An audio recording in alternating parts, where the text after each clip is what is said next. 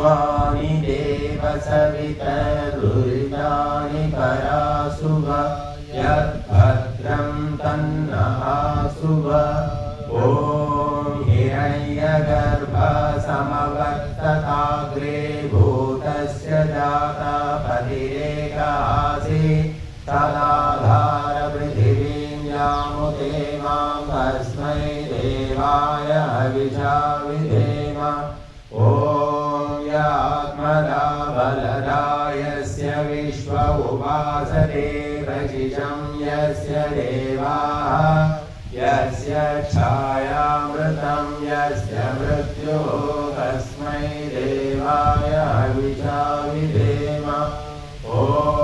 यः प्राणतो निमिषतो महित्वैकयिद्राजा जगतो बभूव य ईशे अस्य द्विपदश्चतुष्पदा कस्मै देवाय हविषा विधेम ॐ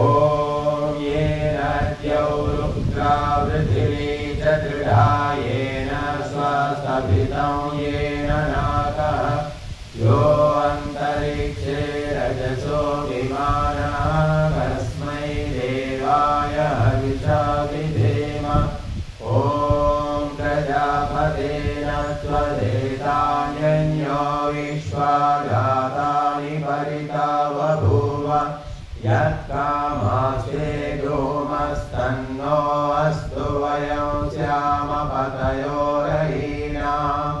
ॐ स नो बन्धुर्जनिता सविधाता धामा वेद भुवनानि विश्वा यत्र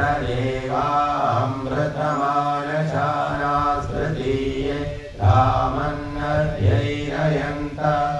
ॐ अग्नेनय सुखधाराये अस्मान् विश्वानि देव वयुनानि विद्वान् युयोध्यस्मद्दुराणमेनो भूयिष्ठान्ते नम उक्तिं विधेम